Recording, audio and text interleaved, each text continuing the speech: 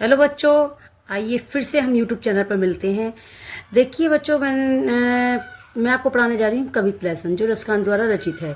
इसमें बताया जाता है कि गीरज विराजे लहरी बनमाल, आगे मैया पीछे ग्वाल, गावे मृदुबानी री, तैसी धुनी बांसुरी की मधुमधु जैसी, बकचितवनी मंद मंद मुस्कानी री, कदम विटप के निकट टटने के तट पर, अटा चढ़ी चाही पीत पट फरानी री, रस बरसावे तन तपनी बुझावे मेन, प्राणी रिझावे वह आवे रसखानी री।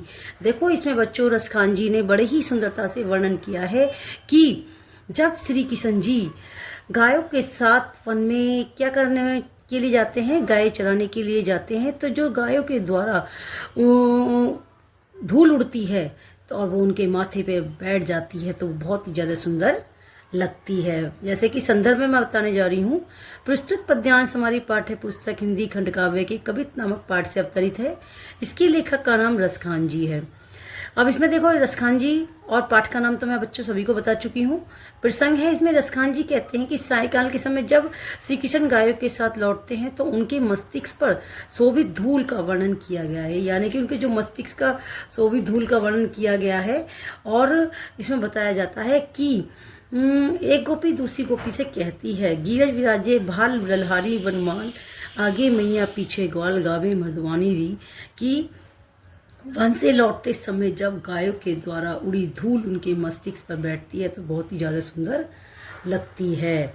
और बक चितवनी मंद मंद मुस्कानी री, कदम बिटप के निकट टटनी के तट पर, अटा चढ़ी पीत फरानी री, रस बरसारे तन तापनी भुजावे मेन, प्राणी रिझावे आवे रसखानी री।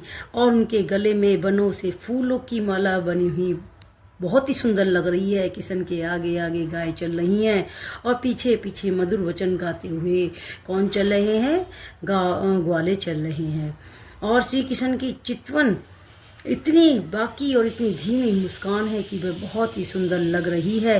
हे सखी, कदम के वृक्षों के पास यमुना के नदी के किनारे खड़े किशन के पीले वस्त्रों का फहराना जरा टारी पर चढ़कर तो देख, यानी कि एक सखी दूसरी से सखी से कहती है कि एक कटारी पर चढ़कर तो देखो कि इनके पीले वस्त्रों को जो फहराना है वो बहुत ही सुंदर लग रहा है। उनके शरीर की ओर मन की जलन शांत कर रहे हैं, नेत्रों में प्यास बुझा रहे हैं और प्राणों को अपनी ओर खींच कर रिझा रहे हैं। ये है क्वेश्चन। ये बच्चों मैं आपको पद्यांश समाज समझा चुकी हूँ। मैं आपको क्वेश्चनों कुछ मोस्टली क्वेश्चन बताने जा रही हूँ। देखो, पहला क्वेश्चन है, प्रस्तुत पद्यांश का संदर्भ लिखिए, जो कि लेखक और पाठ का नाम बताया जाता है।